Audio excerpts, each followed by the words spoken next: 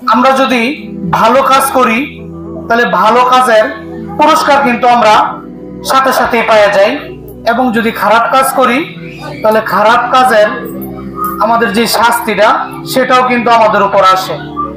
যেমন তোমরা অনেক কষ্ট করে পড়ালেখা করেছো, পরীক্ষা দিয়েছো, অনেকে A+ পাইবা, অনেকে অনেক খুশি হইবা, আবার অনেকে ভালো করে পড়ালেখা করো নাই, পরীক্ষা ভালো দিতে পারো নাই, তাদের ফলাফলও কিন্তু ভালো আসবে না। তো তোমাদের ভালো করে পড়তে হবে। তো এক রাজা ছিলেন, রাজার নাম হচ্ছে গান্ধারী।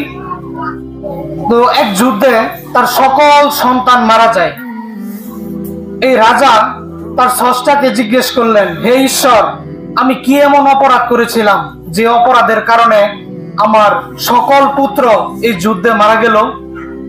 তখন তার ঈশ্বর বলেছিল যে, হে গান্ধারী, তুমি যখন ছোট ছিলে তখন খেলার ছলে তুমি অনেকগুলো প্রজাপতি মেরে তোমার গলায় মালা বানিয়েছিলে, এবং যেটাতে আমি অনেক রাগান্বিত হয়েছিলাম।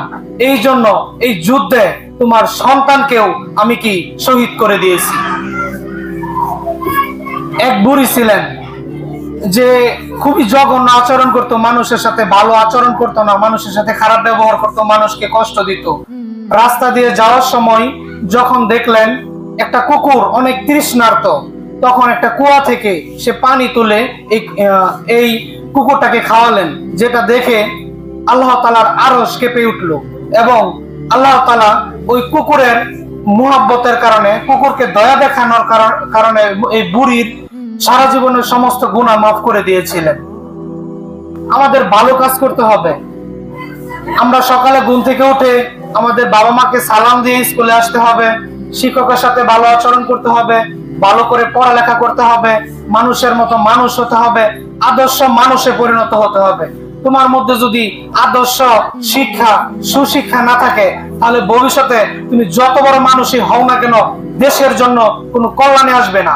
আমরা দেখি অনেক উচ্চ শিক্ষিত মানুষও কিন্তু দেশের টাকা বিদেশে পাচার করে দিচ্ছে, কারণ হচ্ছে তাদের মধ্যে সুশিক্ষা নাই। এজন্য আমাদেরকে সুশিক্ষায় শিক্ষিত হতে হবে।